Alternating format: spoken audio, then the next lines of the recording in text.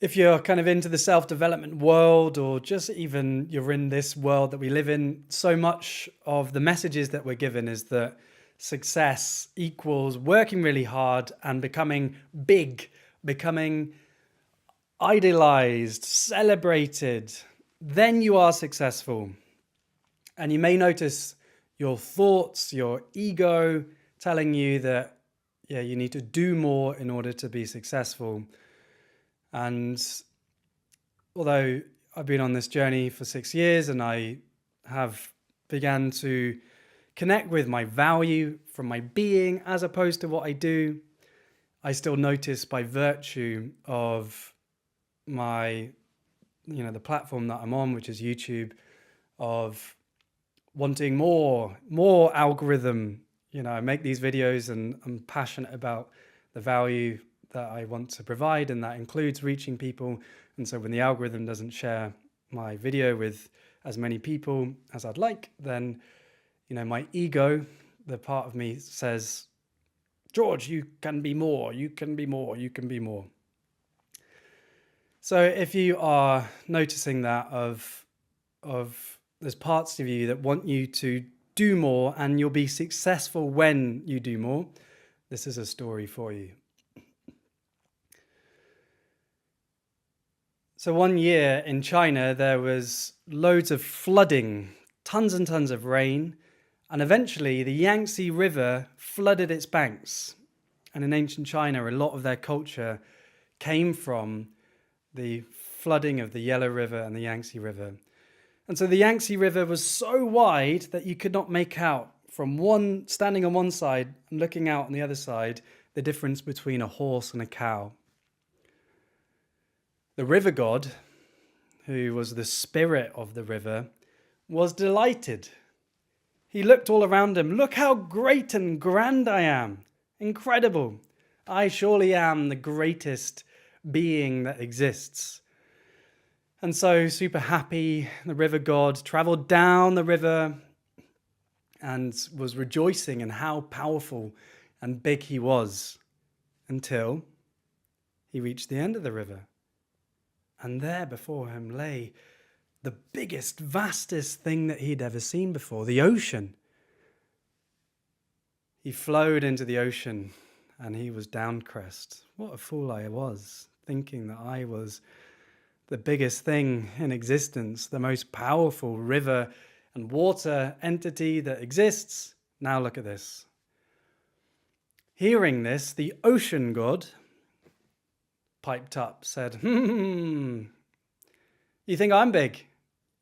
Who knows what is big or what is small? When we really understand the Tao, when we really understand nature, we begin to let go of these concepts. Because I understand that although I am so big that storms and flooding can fill me day in, day in, day out, and I don't get any higher. And even in droughts, I don't get any lower. Surely I am some of the biggest things that exists on this planet, but I consider myself nonetheless very small. I consider myself like a pebble sitting on a grand mountain, or a single grain of rice in a rice store. All these politicians that squabble over land and fame and success and honor, they seem to me like people who do not understand the full workings of the Tao. We live on this planet and we are a small aspect of something so grand. This embodied human existence that all these humans take, again, is just one aspect of the greater Tao. When we understand ourselves in context, we understand our true nature, that's when we can relax into just being. We don't need to be big. And so that's why I can be joyful as the god of the ocean.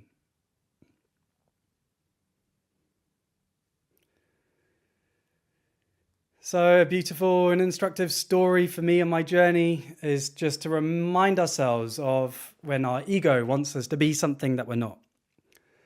Is to remember the river god, who is very pleased with himself for being so big and encompassing so much more than normal, but then getting schooled by the ocean god. And I love these Zhuangzi stories, personifying nature and imagining what these different aspects of nature would be saying. And so can we loosen the grip of the ego and return back to our understanding of the Tao, that, we are an aspect of nature and honoring this embodied human incarnation, but also remembering that, we are at one with the Tao, and that this ego story is trying to cling on to bigness and judgments of bigness and judgments of better, even though really we're just an aspect of the whole. So can we let go of control and allow ourselves to flow?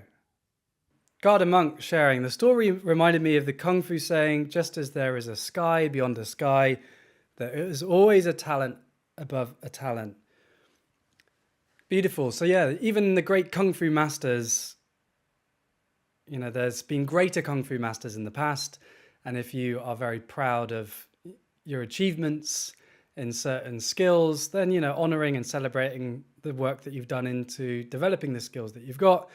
But there's always going to be someone who's better than you. There's always going to be someone with a better brain or a faster brain, someone more skilled musically, someone more with a more traditionally beautiful body and face.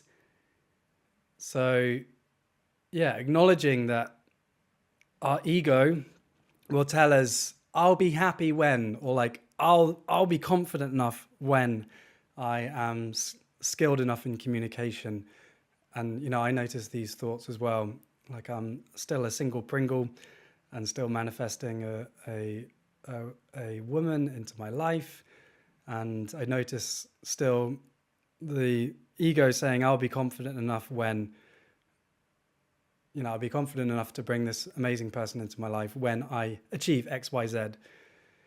And we get trapped in these thoughts and these beliefs because they are just constructs of the human mind, and they limit our capacities to just trust that we are enough just as we are, that we have a lot to give just as we are, that you have gifts from exactly the place that you are right here, right now. I know that because you're a human being, a manifestation of the mysterious intelligence of the universe. You have so many capacities that we can only begin to really comprehend with our thoughts and our minds and our beliefs. So why do we limit ourselves with thinking that brings us down and that puts us in boxes? Let go of it.